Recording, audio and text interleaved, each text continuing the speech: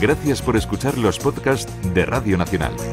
Acceda a todos los programas en rtv.es/a la carta. Espacio en Blanco. En Radio Nacional de España, con Miguel Blanco. 3 y 6, 2 y 6 en las Islas Canarias, segunda hora del Espacio en Blanco.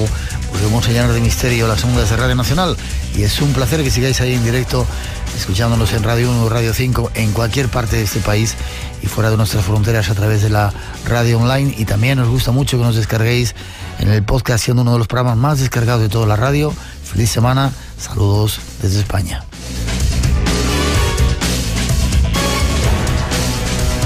Tenemos 5 premios esperando y un teléfono, llamada gratuita. Insistir porque tenemos muchas llamadas esta noche, 900-137-137. Y este tema de los objetos malditos con Javier Arries sigue tras esa introducción que os ofrecemos ahora. Pues sí, hay lugares en los que pues ocurren hechos luctuosos con demasiada frecuencia, ¿no? Y que evidentemente pues han generado en torno a ellos leyendas de maldición, de infestación, y a veces ambas cosas mezcladas. Hay algunos lugares incluso que han sido maldecidos de per se. Por ejemplo, hay uno ¿Se dice maldecidos? Sí, maldecidos o malditos. Maldecido porque creo que recalca, claro, el hecho de que tú lanzas la efectivamente. Y es que la maldición ni siquiera tiene por qué ser algo negativo, por decirlo así. Es decir, puede venir incluso de autoridades eclesiásticas. No olvidemos que la excomunión es una especie de maldición, por ejemplo. ¿La qué? La excomunión o el anatema es una especie de maldición en el que se separa al creyente, no al creyente, sino precisamente aquel que va a ser anatemizado del seno de la Iglesia, pero también se le desean todo tipo de males por haber sido perverso o por haber sido malo con su comunidad. Y en el caso, por ejemplo, por poner uno, que hay varios, incluso en Valladolid hay un convento de franciscanos convertido ahora en teatro, que también fue maldecido por los franciscanos durante la desamortización de Mendizábal. Fueron expulsados y ellos maldijeron el lugar. Pero en Dalmacia, cerca de Dubrovnik, en la isla de Lokrum, desde el siglo XII, ahí había unos benedictinos que estaban tranquilamente en su convento, y bueno, pues en 1806, en pleno auge de Napoleón conquistando Europa, pues llegó allí un general francés, el general Marmont, y viendo la importancia y estrategia de la isla, pues no se le ocurre otra cosa que expulsar a los benedictinos para crear allí un fuerte, Fort Royal. Bueno, pues estos benedictinos no están muy contentos, evidentemente, con esta orden del general, y la noche antes de irse, lo que hacen es hacer un rito execratorio, una maldición en toda regla, para que todos aquellos que utilicen la isla con fines que no sean religiosos no acaben bien. Ellos hacen una circunvalación, 3 circunvalaciones, de hecho, a lo largo de la isla, todos llevando un cirio, de una manera muy, muy parecida a como se hace un anatema. Y una vez que ese cirio es portado con los rezos correspondientes, es lanzado hacia abajo para que se apague contra el suelo, para de alguna forma expulsar toda esa fuerza que se ha puesto en el rito. Y bueno, pues todos aquellos que están involucrados en la pertenencia de esta isla desde entonces no han acabado demasiado bien. Lo primero, los 3 aristócratas de Dubrovnik que permitieron que esto ocurriera, pues uno de ellos saltó por la ventana, el otro fue asesinado por un criado y un tercero murió ahogado en el mar. Estos fueron las 3 primeras víctimas de la maldición.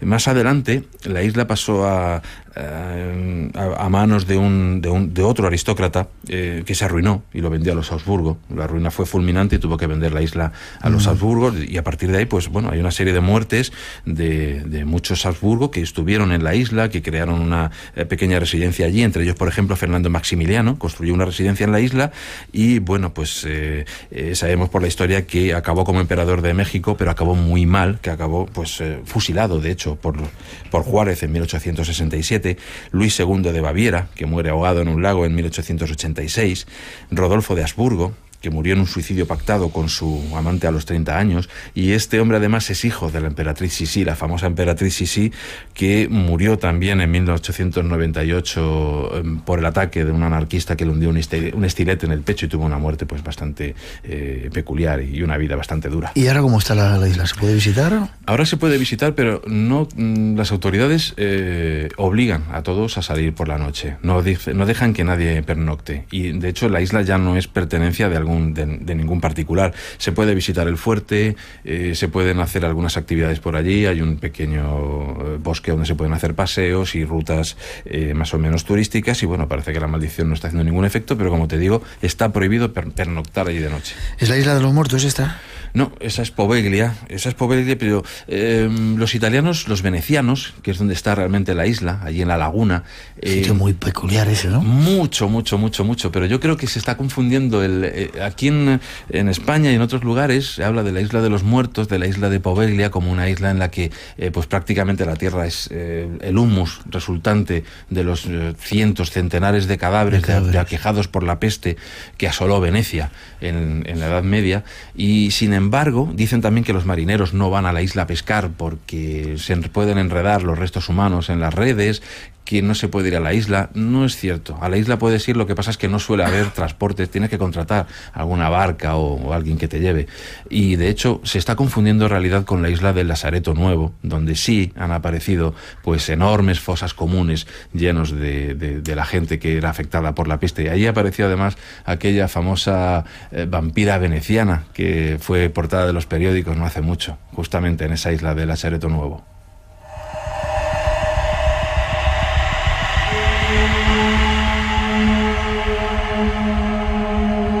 Curioso el tema de las maldiciones. Hay calaveras, hay puñales, hay casas, hay asientos, hay de todo, ¿eh? Hay de todo, efectivamente, hasta canciones, la canción del suicidio, por ejemplo, esa canción ¿Sí? maldita.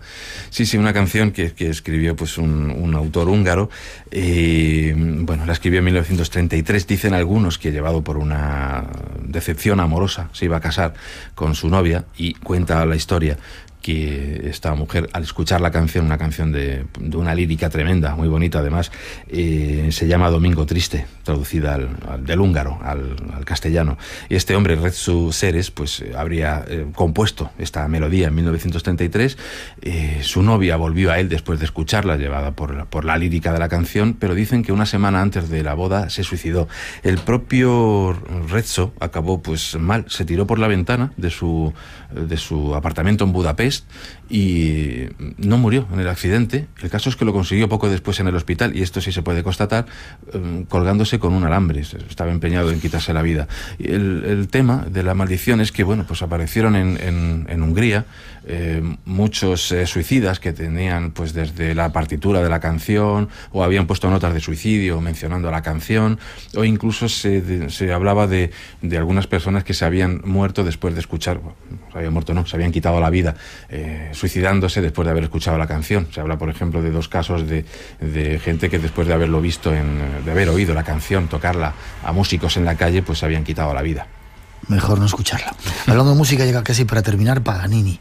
Ahí, como si hicieran pactos con el diablo, que hay también detrás una extraña historia. Claro, efectivamente, Paganini, que se le llama el violinista del diablo, pues algunos dicen que su ejecución era tan perfecta, tan rápida, tan inusitada, que algunos piensan que para poder ejecutar esas piezas tenía que haber hecho un pacto con el diablo. No es el único. Yo creo que hay en el otros arte, músicos, ¿no? Claro, y en el arte, en otros géneros también, en la pintura, cuando cierto autor sobrepasa prácticamente el genio humano, algunos empiezan a pensar que ese genio debe venir de otra parte, y muchos empiezan a apuntar al demonio como posible causa de ese poder creativo.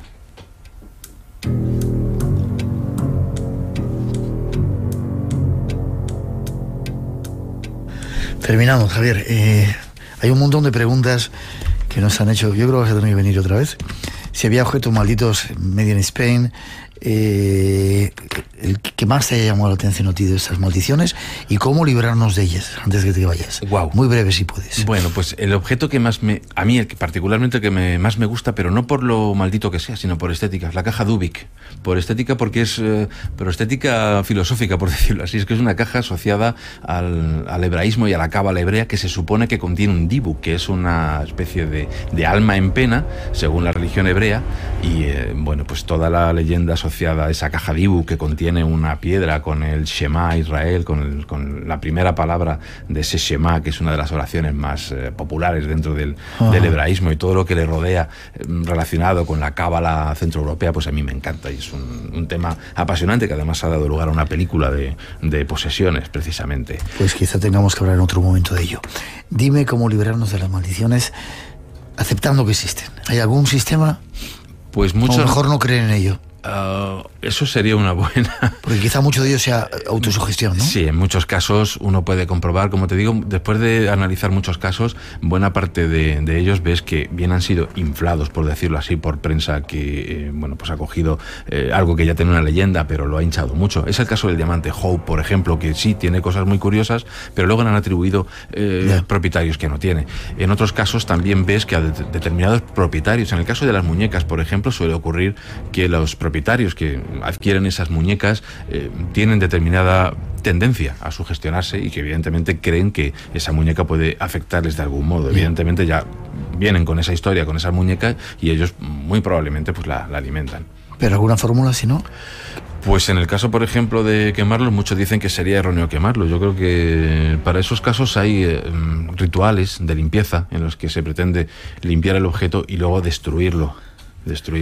Hay determinados rituales de proscripción, por ejemplo, en los que el objeto se mete dentro de un círculo, se le limpia de esa posible infestación que pueda tener, ya sea una entidad, ya sea una fuerza maléfica, y después pues debe ser destruido. En algunos casos, dependiendo del material, con el fuego, o bien siendo enterrado. En algunos casos se entierran metidos en cajas y se ponen en lugares en los que no puedan ser encontrados por nadie.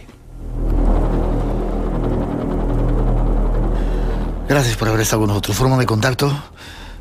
¿Dónde se puede contactar contigo? Pues en Facebook, si ponen Javier Arríes, me van a encontrar rápido, por ejemplo, y en mi página web, por ejemplo, que es arries.es, también van a poder encontrar, ahí encontrarán también mi dirección de correo. Y en Facebook, pues se me encuentra fácilmente. Ha sido un placer volver a verte después de todo este tiempo. Vamos a hacernos unas fotos más actualizadas para que pongamos en el Face. Renovaremos. Y espero que vuelvas, porque hay muchas cosas que se me han quedado en el tintero para hablar de estos objetos malditos. Enhorabuena por ese libro. Muchas gracias. Y ha sido un placer, como te digo, volver a verte. Un placer para mí también. Hasta pronto. 3:20, 2:20 en las Islas Canarias.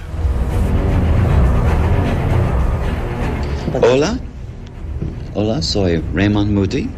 Un saludo para los oyentes de Espacio en Blanco, en Radio Nacional España.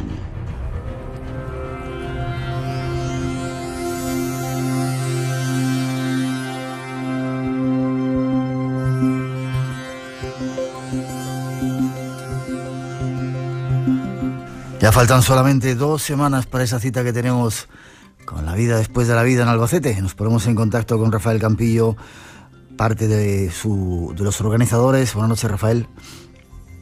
Hola. Sí, hola. ¿Me escuchas? Sí, te escucho. ¿Cómo estás? Pues mira, por aquí ya calentando motores, queda muy poquito, y como tú dices, nada más que 15 días. 2 semanas, qué rápido pasa el tiempo, ¿eh? Qué barbaridad, es verdad. Con un montón de sorpresas, y se celebra... A ver, ¿qué edición es esta de Vida después de la vida? Pues sería la 8ª en Albacete, pero si le sumamos las 3 anteriores que celebramos en Ellín, sería la 11ª. 11ª edición de el congreso que está considerado más importante en toda España por la cantidad de gente que asiste, por los ponentes que van y sobre todo por la causa solidaria que tiene, ¿verdad? Sí, además que se va incrementando el número de ponentes que vienen del extranjero. Este año tenemos ponentes que vienen desde Portugal, desde Holanda y desde Suiza, nada menos. Pues cuéntame, ¿quién viene de Portugal, de Holanda y de Suiza? Ponentes no, perdón, asistentes. Asistentes. Vale. Asistentes. Ponentes sí que viene alguien de fuera, ¿verdad?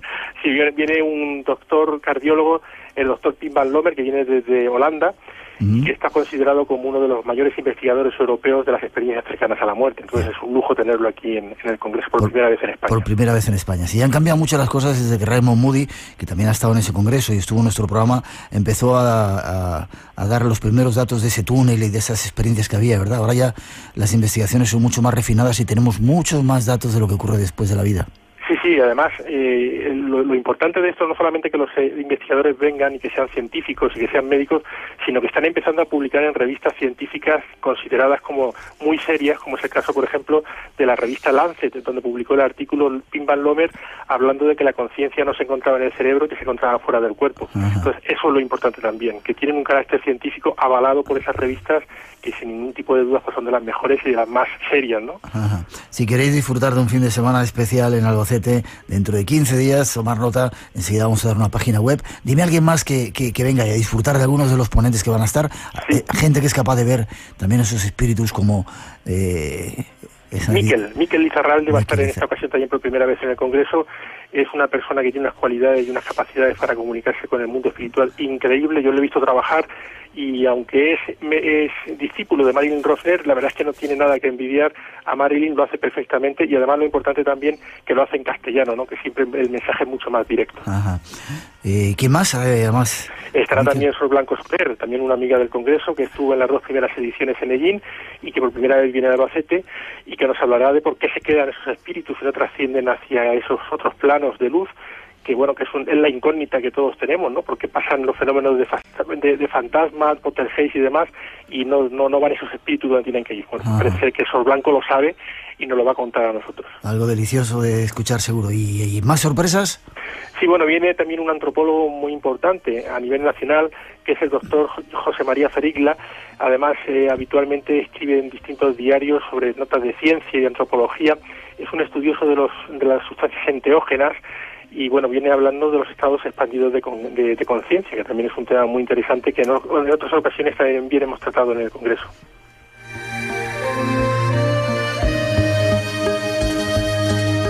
Eso y muchas otras sorpresas, música, el espacio en blanco que estará allí, al cual estáis todos invitados, va a componer un poco esos 2 días del Congreso, 3 días del Congreso Vida después de la vida en Albacete. ¿Quedan plazas todavía, Rafa? Quedan plazas y yo confío en que en estos 15 días que restan hasta el Congreso podamos completar el aforo de 1000 plazas. Ya son muchísimas las personas que están apuntadas para el Congreso, pero como te comentaba, lo importante es sacar la mayor cantidad de dinero para los niños. El Padre Ángel estará otra vez con nosotros porque no se pierde una cita en el Palacio de Congresos, porque personalmente quiere dar las gracias a todos los asistentes. Entonces también es un lujo tener al Padre Ángel al lado y además ya ves lo cercano que es a la gente, todo el mundo quiere hablar con él, hacerse una foto. Bueno, pues es una oportunidad también de entablar conversación y conocer a este gran ser que es como el Padre Ángel. Todo un ejemplo de personas, el Padre Ángel. Sí. Gran parte de los beneficios, al ser un congreso altruista, van para el Padre Ángel una parte y luego para otra serie de ayudas, ¿verdad? Sí, bueno, principalmente es todo para el Padre Ángel. Vamos a ayudar también a una ONG nueva que empieza a andar ahora, que se llama Niños con Alma, y que tendremos a su madrina en este congreso para agradecer también la participación de los asistentes con este proyecto. Y bueno, pues es otra sorpresa de las musicales que tú comentabas anteriormente. No os perdáis ese Congreso Vida después de la vida en 2 semanas. ¿Forma de contacto para apuntarse, para tener más información, Rafa? Sí, muy sencillo. Hay una página web que es www.vidadespuesdelavida.es. Muy fácil de recordar.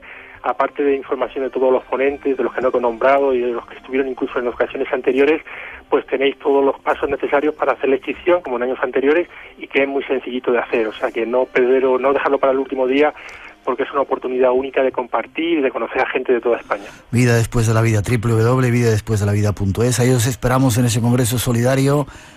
Podréis ver el espacio en blanco también en directo si queréis y participar de esa gran cantidad de personas que llegan. Rafa, te veo prontito, fuerte abrazo. Muchísimas gracias, Miguel, muchísimas gracias porque desde el principio, lo comentaba el otro día con los compañeros, desde el año 2001 que empezamos esta andadura del Congreso, has estado ahí y gracias a ti el Congreso se conoce en todo el mundo. Muchísimas gracias. Y lo que nos queda.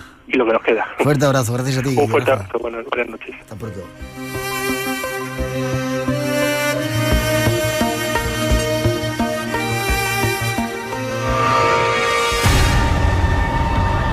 Espacio en blanco.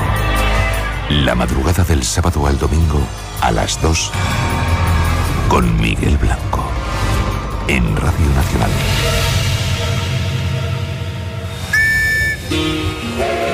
Annie y yo rompimos. Hace un año estábamos enamorados. Hay amores que jamás regresarán. Paul McCartney, que es el Beatle, que ha pedido la separación. Conciertos que te perdiste para siempre. Pasajeros al tren Trenes que nunca volverán a pasar. Recupéralos. Descárgate todos los programas que te perdiste en la web de Radio Nacional, rtve.es. Radio Nacional. Escúchala otra vez.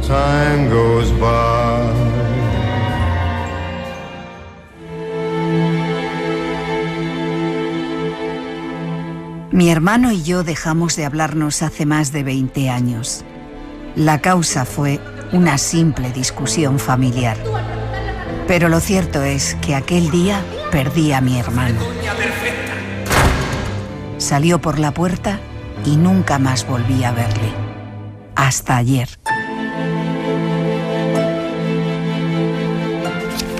Yo estaba sola en casa.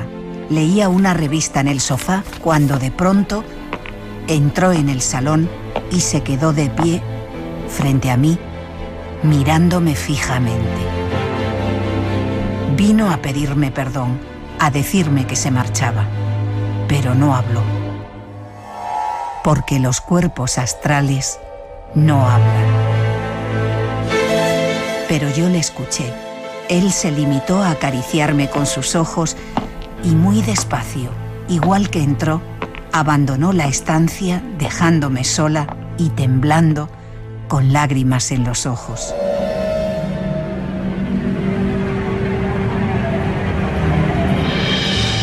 Esta mañana he sabido que mi hermano ha muerto. Mi sobrino me ha dicho que estaba enfermo y ya no salía de casa.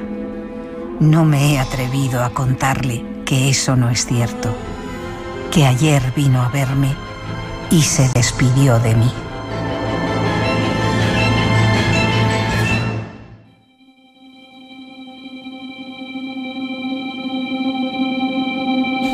Tres y media, 2:30 en las Islas Canarias. Este es un relato. En esta nueva temporada queremos hacer muchos más de ellos, que nos envió Carmen Suárez en la voz de nuestra compañera Modesta Cruz. Algunos son relatos reales. Si os ha pasado alguna historia extraña y queréis que la contemos aquí en el Espacio en Blanco, haced como hizo Carmen, nos la escribís, nos la mandáis, y Natalia Sotillos y nuestros compañeros en Radio Nacional se encargarán de darle voz. Y ahora nos vamos al momento del recuerdo. Nuestro teléfono sigue abierto, 900-137-137, los recuerdos del Espacio en Blanco. La sección Recuerdos del Espacio en Blanco esta noche se vuelven más nostálgicos, más dulces, porque queremos volver a recordar a un maestro. Ramón Álvarez es el encargado de estar siempre con nosotros y de recuperar ese material. Buenas noches, Ramón. Hola, Miguel, muy buenas noches. ¿Cómo estás? Pues muy bien, y encantado otra vez de retomar los recuerdos. Y además con un personaje, como tú bien sabes, todo un icono. Todo un icono, sí señor. El otro día sacaron un programa en el que nos reunieron unos cuantos locos por el misterio, y él era un poco el eje principal. El 80, no sé si lo viste, Noche de Misterios, no sé cómo se llamaba, ¿lo viste? En el 80.000, después de Cuéntame, aquí en nuestra cadena, en la 1, en nuestra red de emisoras, hicieron un programa hablando de misterios y estaba siempre la figura... 80.000 otra vez, es verdad. 80.000 otra vez, eso exacto. Estaba siempre la figura central de Fernando Jiménez del Oso. ¿Y por qué vuelve? Nos decía algún miembro del equipo que ya le hemos hecho homenajes. Fernando se merece un homenaje cada semana, ¿verdad? Sí, la verdad es que sí. La verdad que gran Fernando pues lo merece. Ahora... En esta ocasión sí que es cierto que se ha hablado muchas veces de él y siempre, como tú bien dices, merecido. En esta ocasión es porque se han cumplido ahora, pasado mes de marzo, pues 10 años de su fallecimiento, ¿no? 10 años de su viaje a ese más allá, desde donde nos observa y conoce ya los secretos. Y queremos una vez más volver a rendirle homenaje con muchas de las cosas que él hizo. Es curioso, Ramón, porque a muchos de nosotros nos metió en el mundo del misterio y siempre tenía eso, la llave de la puerta que entraba a cada uno de los misterios, ¿verdad? Es verdad. Es verdad, la verdad es que todos aprendimos mucho y seguimos aprendiendo de él, ¿no? Ahí estáis, bueno, tú también, Miguel, en lo que es en la radio, ¿no? Y sin duda, pues Fernando pues era un icono del misterio, sobre todo, fundamentalmente, yo pienso que en televisión, ¿no? Sí, señor. Es un trabajo estupendo. Sí, señor. Y queremos volver a recordarle, sirva esto para decirle allá donde estés, maestro, te seguimos queriendo. Esta es la voz de Fernando contando algunas de sus experiencias de por qué se metió en este asunto, un trabajo de recuperación que ha hecho nuestro compañero Ramón Álvarez. ¿Te parece que vayamos con su abuelo? Así, vamos allá pues. Vamos con ello. Yo tenía un abuelo, mi abuelo paterno, con el que pasaba todas las vacaciones, con él y con mi abuela. Y era un hombre muy peculiar, una magnífica persona y un hombre muy interesante, y que me contaba cuentos de miedo. Horribles. ¿Y pasabas miedo y te gustaba? Lo pasaba fatal, pero le tiraba de la manga y le decía más. Y eran cuentos interminables.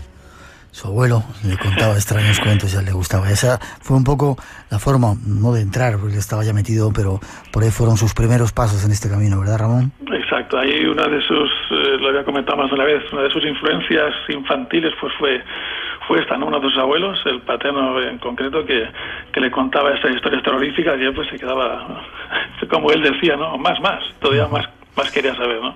Como decimos, Fernando fue el que nos abrió el camino a muchos de nosotros en este mundo, y él tocó todos los temas que había que ver con el misterio. Tenemos un corte que nos ha preparado Ramón, que habla del síndrome OVNI. Lo escuchamos, ¿te parece? Y en cualquier momento cuentas un poco tu experiencia, creo que tienes ahí una con él, ¿verdad? Sí. Pues déjame que escuchemos esto y seguimos con esa voz potente que él tenía. Vamos a escuchar lo de los OVNIs. Una especial persona, yo diría, y un especial invitado. Él es Fernando Jiménez del Oso. Buenas noches, Fernando. Hola, Miguel, buenas noches. Fernando, yo creo que es suficientemente conocido por todos, pero aquí, en una contraportada de un libro que tengo, hay una pequeña biografía suya. Dice, nacido, ¿puedo decir cuándo naciste? Sí, cómo no. El 21 de julio del 41. Se licenció en Medicina en el 66, después se especializó en Psiquiatría. En 1974 fue llamado por televisión para escribir y presentar un espacio de realismo fantástico en el programa Todo es Posible, en domingo. En el 76 empieza la serie Más Allá. Más tarde hizo La Puerta al Misterio, y luego ha dirigido un montón de enciclopedias como El Universo Oculto, la Biblioteca Básica de los Temas Ocultos, la Gran Enciclopedia Gráfica de los Temas Ocultos, un montón de cosas. Hay un libro, como te decía, que a mí me llamó mucho la atención hace tiempo, que lo editaste en el 84, yo creía que había sido hace menos tiempo, que es el síndrome OVNI. ¿Qué significa para ti el síndrome OVNI? Pues un poco mi perplejidad frente al fenómeno. Yo cuando me planteé escribir ese libro no pensaba solucionar nada, sino reflexionar, después de muchos años de estar dentro del fenómeno. Yo eso lo diferencio bien. Hay mucha gente, la mayoría de las personas, que la información que tienen la adquieren a través de algún artículo, de un programa de radio como este, o de televisión como los que yo hago, pero están fuera del tema. Los que lo investigamos o lo seguimos desde hace años, me permito la presunción de decir que estamos dentro. Y dentro manejas un volumen de información que desde fuera no se tiene. Y la perspectiva, la visión del fenómeno es totalmente distinta. Con toda esa información acumulada, con todas esas vivencias, yo te diría que con todos esos sentimientos también, porque en el fenómeno OVNI hay mucho de sentimiento, me planteé escribir un libro que no pretendía ser una acumulación de casos, no pretendía tampoco dar soluciones. Junto a Fernando y gracias a Ramón Álvarez estamos pasando un poco un resumen de algunos de los temas más interesantes en este mundo en el que estamos. Tú tuviste muchas experiencias con él, ¿verdad, Ramón? Bueno, sí, tuve alguna que otra y sí que es verdad que en los últimos tiempos, los últimos años, además desapareció también de forma también muy prematura y muy joven, pues sí que tuve un contacto bastante asiduo, ¿no?, con él.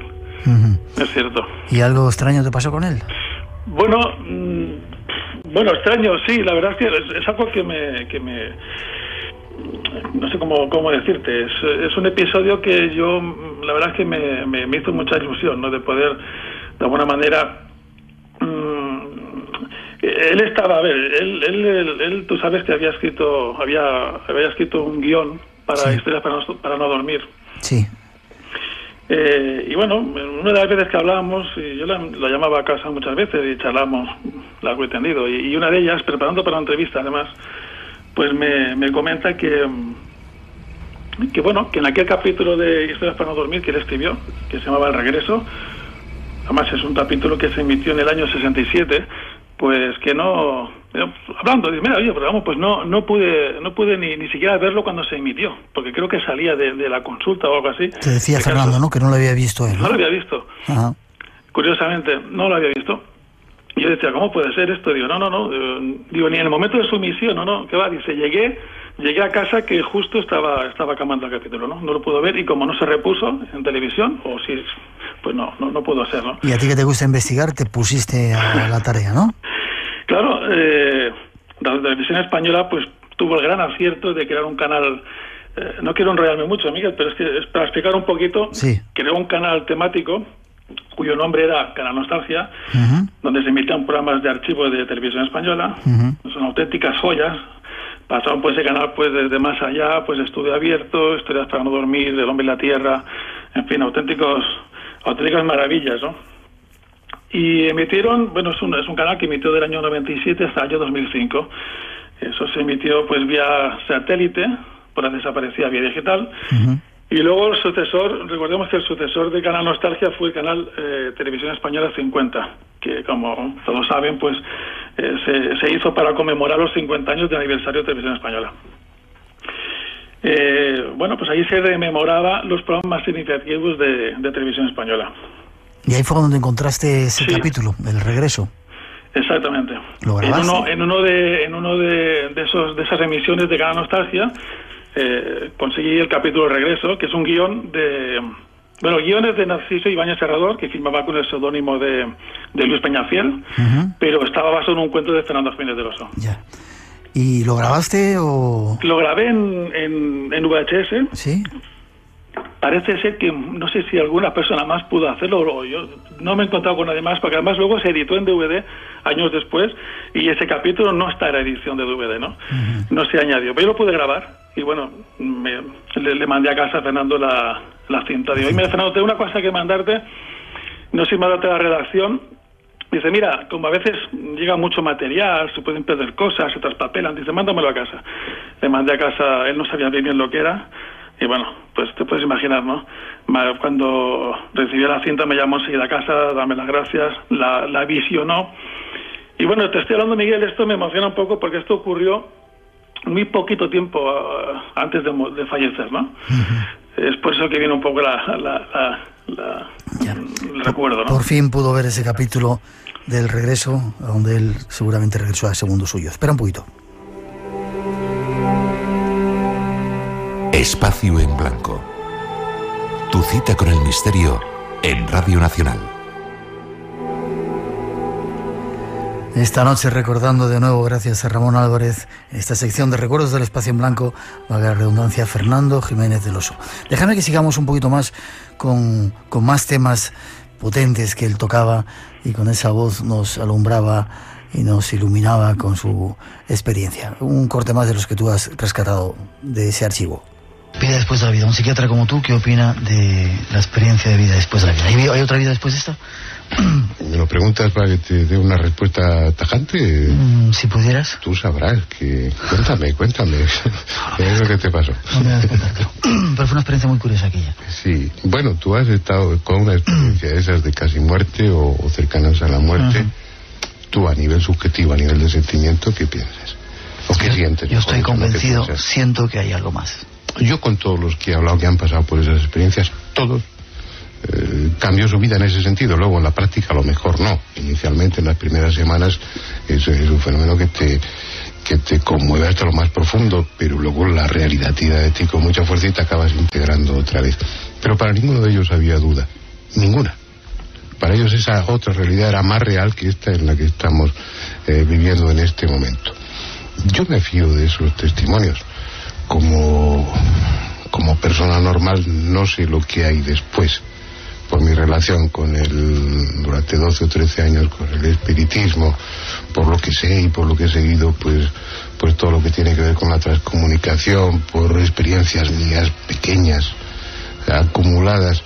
Al cabo de los años tiendo a pensar que sí, que después de este rollo continuamos conservando nuestra personalidad, nuestros recuerdos, nuestras vivencias, nuestros sentimientos, pues si no nos serviría para nada, ¿no? Vivir sin recordar nada de lo que has pasado en esta vida, pues para mí sería algo inane, ¿no? Era la opinión autorizada de Fernando Jiménez del Oso acerca de uno de los temas importantes de este mundo en el que estamos. ¿Seguimos o tienes algo que decir, Ramón? Nada, un poco, Miguel, después de lo que ha dicho Fernando, que pienso que tiene toda la razón, pues ya con esa voz que prefiero que no. Las voces, la mía, cómo cambia a lo largo del tiempo. Lo Lo que me ha gustado, Miguel, porque hay gente que cuando me pide los archivos, siempre me dicen, pregunta esta, Miguel, pregunta al otro. Ha estado muy bien porque tú ahí te significas un poquito. Una de las pocas veces que das una opinión, Miguel. Sí, bueno, porque me lo preguntaba el maestro, entonces al maestro siempre hay que responderle. Vamos con otro personaje. Erich von Däniken fue alguien también que, bueno, nos metió a muchos en este mundo del misterio, y Fernando Jiménez del Oso tenía una opinión sobre él. Escuchemos. ¿Qué te parecen las teorías de Erich von Däniken? Pues no lo sé, a mí no me gusta hablar mal de nadie, no, creo que Däniken tiene un enorme valor que puede despertar inquietud, interés por esos temas hacia mucha gente, pero el inconveniente de Däniken, no solo de él, de Andrew Thomas, de Colosimo, es que han sacado las cosas fuera de contexto. Entonces, y además han escrito y han teorizado sin tener la menor idea de esas culturas, del ambiente cultural, del horizonte cultural de aquella época, y al sacar fuera de allí y contemplar pues la losa de Palenque sin tener en cuenta lo que es la cultura maya y el resto de lo que hay en Palenque, o cogerte pues una escultura o un bajorrelieve de Colombia, o cogerte y lo sacas de ahí, te quedas solo con la forma, y sí, puede parecer un marciano o un repartidor de butano, pero cuando lo estudias dentro de esa cultura y de ese contexto, ves que no es así. Yo me llevé una gran decepción porque me fiaba de él, pero la primera vez que llegué a Tiahuanaco, pues Cordero, ya murió el hombre, que era el arqueólogo que había a pie de excavación, porque Poces San Ginés pues iba por allí de vez en cuando, y más que nada a enseñarlo, pues me dijo, sí, estuvo aquí, estuvo 3/4 de hora. Me pidió una cinta métrica y se sacó fotografías midiendo piedras, y con eso escribió pues varios capítulos. No se puede hacer eso, a mí me parece que no es... yo monté una para llegar al Candelabro de los Andes, siguiendo pues la descripción que hacía abuelo, Andrew Thomas o no sé quién, y cuando llegué allí con helicóptero me resulta que hay una pista que llega a 50 metros, no podía salir en coche. No son de fiar. Yo creo que eso no es honesto, y que junto a ese mérito de habernos incitado a muchos a indagar en el pasado, pues también merecen un rapapolvo por cuentistas. Qué claro que hablaba Fernando, ¿verdad, Ramón? Sin lugar a dudas, más tiene razón. Sí, claro. Sí que es verdad que lo decía con buenas palabras, pero es cierto, hace ratón rapapolvos. Todos recordemos que Erich von Däniken, el escritor suizo, fue de los primeros en defender y difundir que la Tierra fue visitada por extraterrestres en el pasado. A muchos nos ayudó, y ahí está, bueno, esa pequeña matización que hacía Fernando. Otro tema que llamó mucho la atención durante mucho tiempo fue las cartas de esa misteriosa planeta llamado Humo. Esto es lo que opinaba Fernando acerca de ellas. Letra máquina que utilizan porque ellos presumen o dicen ser incapaces de escribir a máquina por una excesiva sensibilidad en sus dedos, y recurren a mecanógrafos humanos. Yo tuve dos cartas muy interesantes a nivel humano, de una mecanógrafa que estaba al servicio de los humitas. Me escribió, supongo, igual me estaba engañando, eso no lo puedo asegurar, pero la carta era realmente hermosa por el contenido. Me escribió desde Mallorca, y me escribió porque se marchaba en ese momento en esos días para Inglaterra, y así no me iba a ser posible localizarla. Ella explicaba muchas de esas cosas que están recogidas en otros informes, pero lo que a mí me interesaba más, probablemente como psiquiatra, es su vivencia, cómo ella sintió, vivió esa relación con los humitas, lo que para ella significó ese contacto, si no habitual, por lo menos frecuente, y lo que la impactó, la tremenda impresión que tenía de la personalidad, de la belleza aparente espiritual de estas personas. Y ella escribía en papel común, y escribía utilizando una máquina corriente, entonces no se podrían sacar a través de esa documentación, no se podrían sacar datos que sirvieran para deducir de dónde son. Y luego lo que dice este oyente es cierto en parte. Yo, dentro de la documentación Humo que tengo, como tantos y tantos de los que investigan el fenómeno, a veces lo que te sorprende precisamente es lo contrario, que utilizan términos que ya son arcaicos dentro del idioma, y que a veces la construcción de las frases pues es muy elaborada, muy rimbombante, muy poco habitual.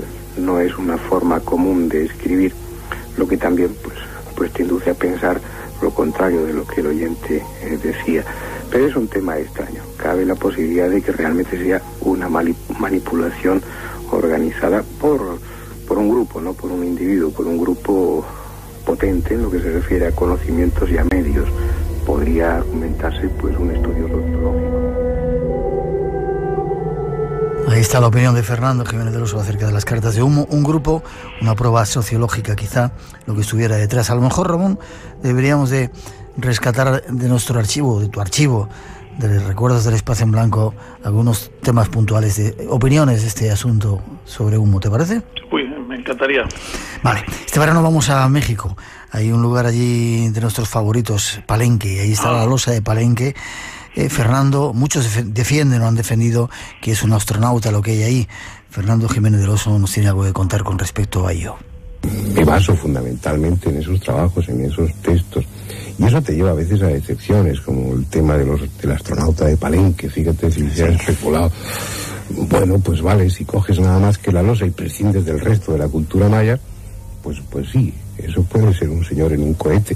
Ahora, si coges la losa de Palenque y la estudias o la consideras dentro de la cultura maya, dentro de su contexto, pues ves que no, que son los elementos que están allí mismo en Palenque, representados en otros templos. Pues tienes una cosa muy parecida pues con esa especie de tubos articulados que en definitiva pues es una representación de los crótalos de la serpiente de cascabel y no otra cosa.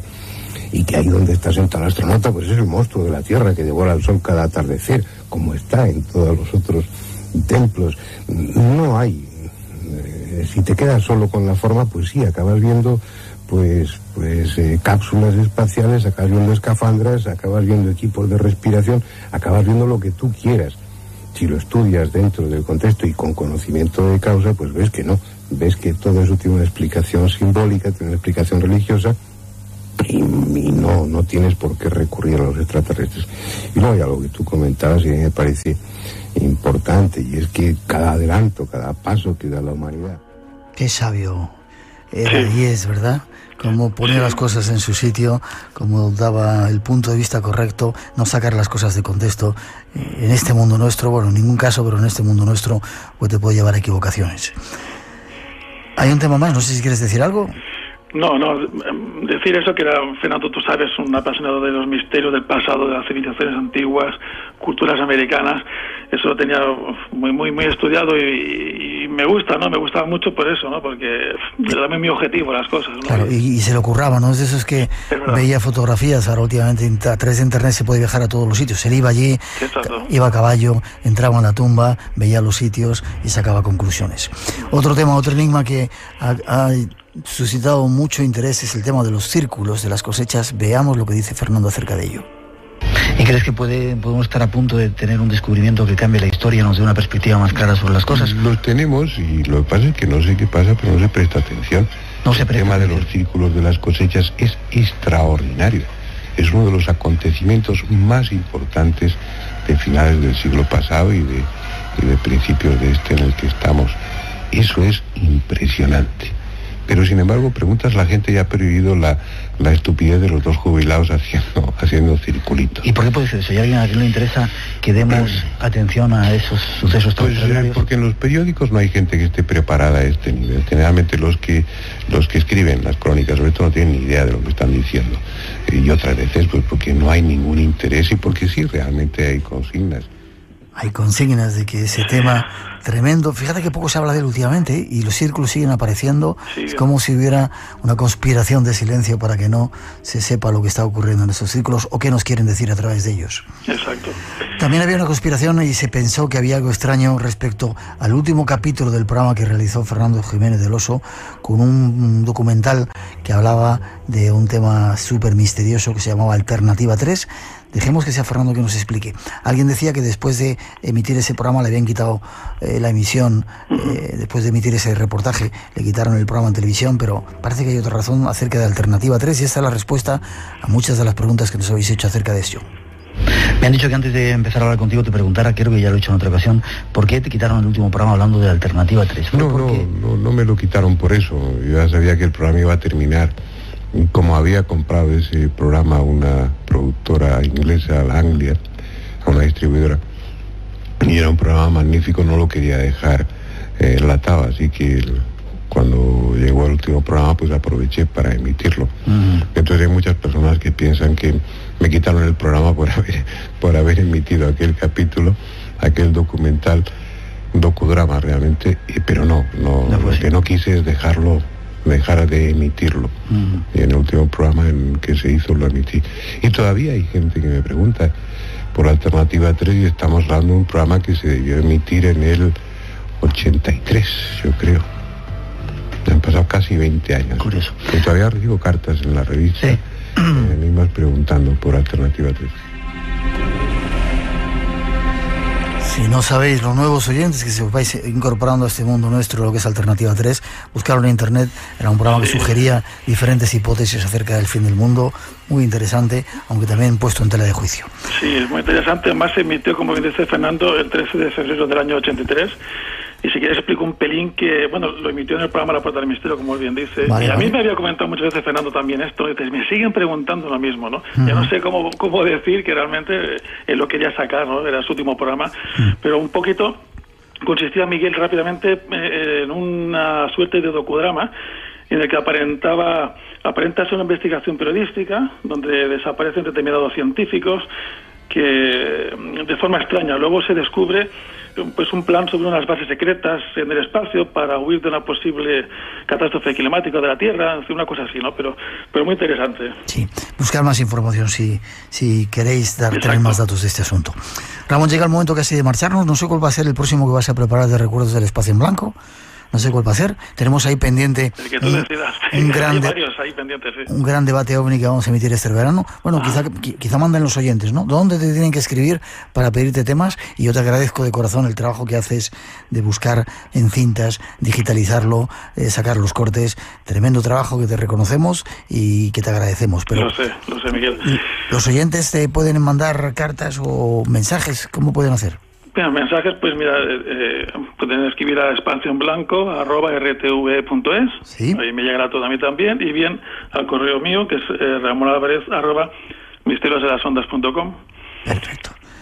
Tenemos una despedida del maestro. Esto ha sido, una vez más, un homenaje, nuestra forma de darle las gracias y nuestro cariño lleno de gratitud por todo lo que nos enseñó. Y Fernando, allá donde estés, que estés lleno de luz y que tengas ya todas las respuestas. Escuchemos la despedida que nos hacía. Me gusta toda la música que pones.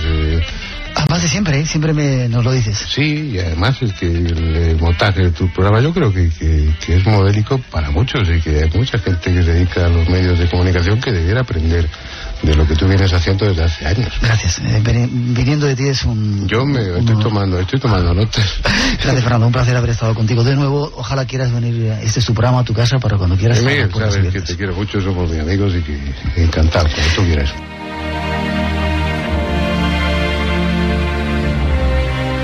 Qué gran tipo que es Fernando. Yo soy final, además. Muy bonito. Gracias por elegirlo, gracias por haberlo sacado. Y ahí está, de nuevo, como digo, nuestro testimonio a Fernando Jiménez del Oso. Ramón, fuerte abrazo para ti. Estamos en contacto y seguiremos recordando, sacando de ese archivo del Espacio en Blanco algunos momentos épicos, legendarios, dicen algunos, de este programa. Y gracias por tu trabajo. Un placer, Miguel, un beso muy fuerte para todos y para Fernando fundamentalmente, y gracias a vosotros. Nos vemos prontito. Buenas noches.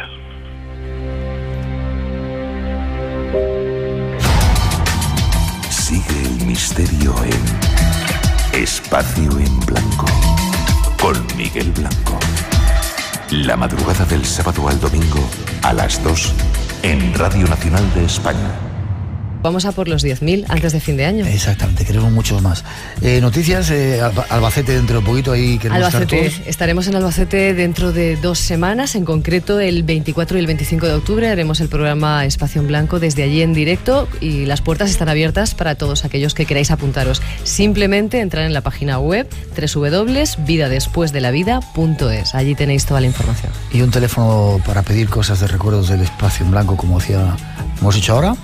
El 652-035934. Allí Ramón Álvarez atiende todas las peticiones y hace espacios como el de hoy. 652 035934. Gracias, Rosa. Nos tenemos que ir corriendo.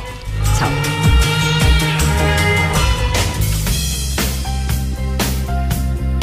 Y a todas toda prisa terminamos. Teníamos un concurso.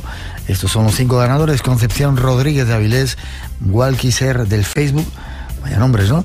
María Cano de Alcorcón en Madrid, Sergio Tomás de Valencia y Ramiro Castro de Asturias. Poneros en contacto con nosotros y os dais la dirección y os mandaremos ese regalo del Espacio en Blanco de esta semana. Por ahora nos vamos con la recomendación de que sigáis en esta sintonía y agradeciendo a todos los amigos que han venido a vernos. Os dejamos con un poquito de nuestra mejor música y el recuerdo de que en 7 días abrimos el Espacio en Blanco y que os esperamos en Albacete. Feliz semana, cuidaros. Blanco se cierra por hoy. Gracias a todos por acompañarnos. En 7 días, más misterios, aquí en Radio Nacional. Para todos, feliz semana.